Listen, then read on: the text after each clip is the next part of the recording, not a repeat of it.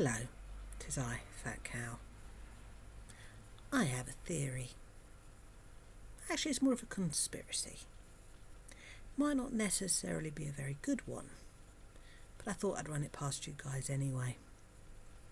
Again, this is just my thoughts, my ramblings, my opinion. It's not based on anything apart from a feeling that I have developed over the course of the morning while watching various other reaction channels and then rewatching Foodie's I Feel Violated live thingy. Before I go on, I'd just like to say that the choice of the word violated is very loaded. She could have said, I'm embarrassed, I'm ashamed. But the word violated implies some level of aggression, criminality. It makes what she's claiming significantly worse, more scandalous than it actually was.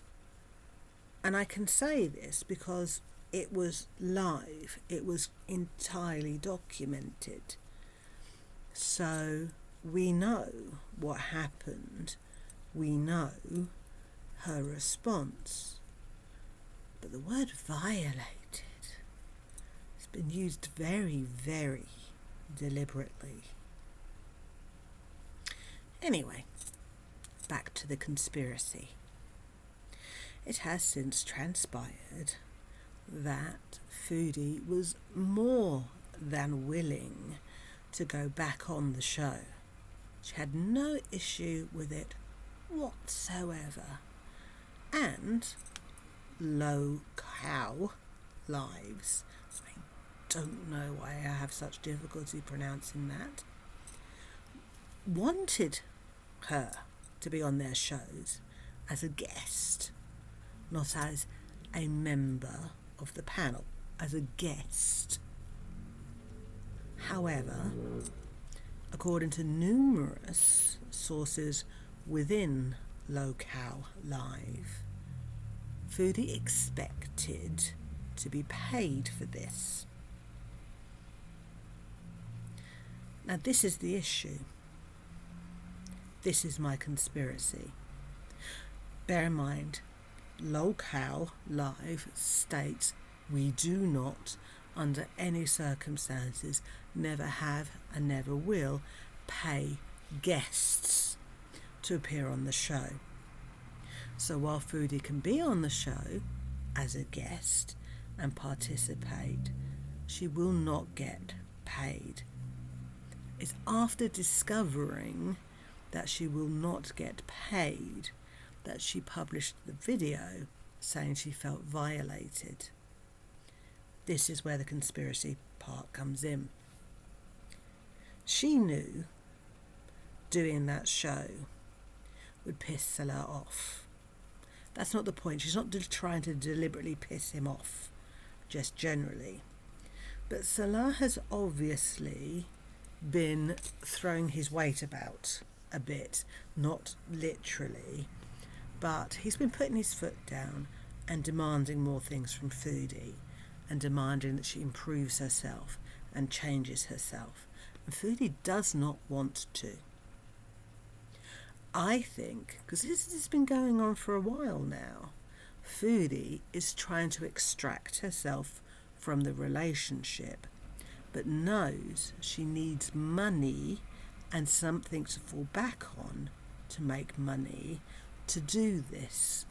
And she felt being on LolCow Lives, being paid for that, would give her an avenue to make a lot more money, to become popular again, and therefore she would be able to just fuck off back to Canada and continue this LolCow Live stuff and rebrand herself and get back to the point that she was before this whole Kuwaiti arc, and in the $20,000 a month business, because that's what she wants. She wants to go back there. So she was willing to make this risk in order to further her plan to extract herself from Kuwait and from the marriage and the situation she's in, and pretending to be a hijabi and pretending to want a different peaceful life. And it failed.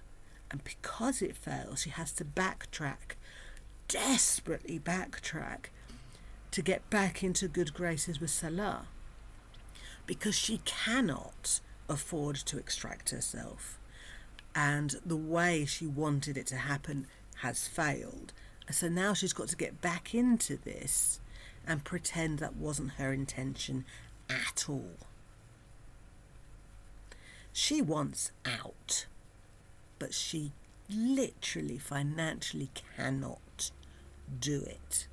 So she was trying to find an avenue in order to fund her need to be out, because she hates her life. She hates it. And she particularly hates it now that Salah is insisting she better herself. And while Salah is making her go out, making her do stuff, making her make an effort, she is desperately unhappy. She wants to go, but she can't. She is stuck.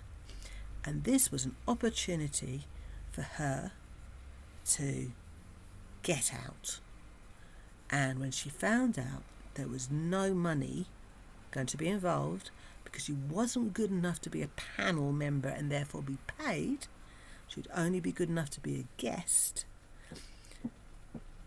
she decided that, oh shit, I'm going to have to go back and pretend that this was not what I was aiming for.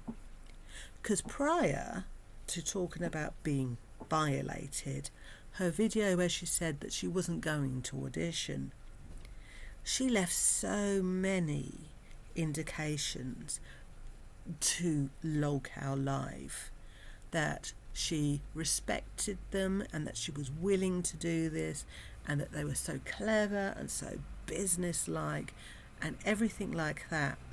So she was still saying she was available, but in a way covering her back. And now she's fucked up.